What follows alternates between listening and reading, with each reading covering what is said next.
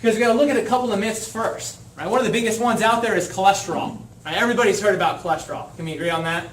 Everybody. I mean, you can't watch a commercial on TV without seeing at least one medication commercial in there talking about cholesterol somehow and how it's bad for you. You probably get it checked on a regular basis when you go in for your physical. There's screenings for it all over the place. It's almost impossible to not have heard about it in some places. So we want to look at a couple of different things that's true and that's false about cholesterol itself.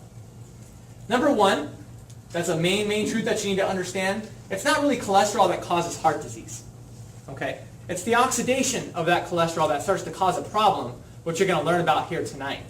And there's actually more people that have heart attacks with normal cholesterol than those who have high cholesterol.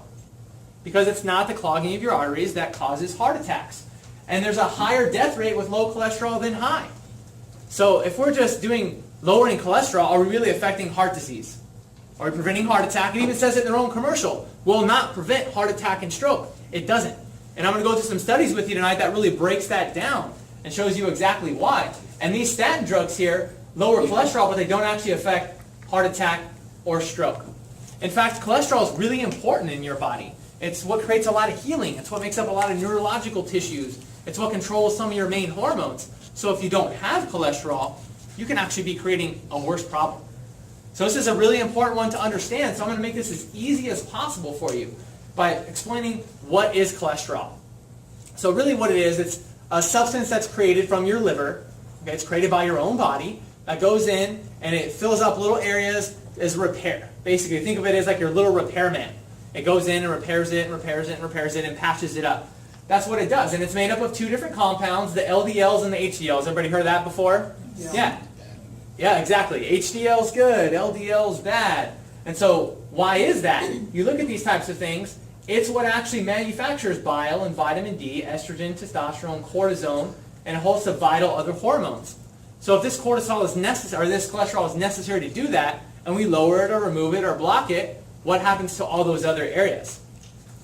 Now, HDL is known as the good cholesterol because it helps clean out the arteries, and the LDL we know is the plaque, thick type arteries that starts to clog up and blocks your heart from working, and that's what causes a heart attack, right?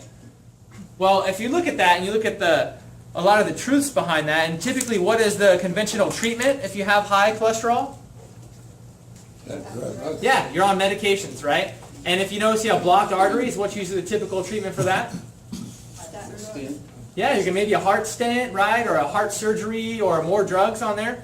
And so this is a study that I was looking at that breaks down hundreds of other studies over 50 years, concluding that bypass surgery does nothing more than relieve symptoms from chest pain and does not prevent future heart attacks. And why is that? Your body's really, really smart. That's why. If you block off an artery, it's not just going to shut down. It makes collateral vessels that go all around it.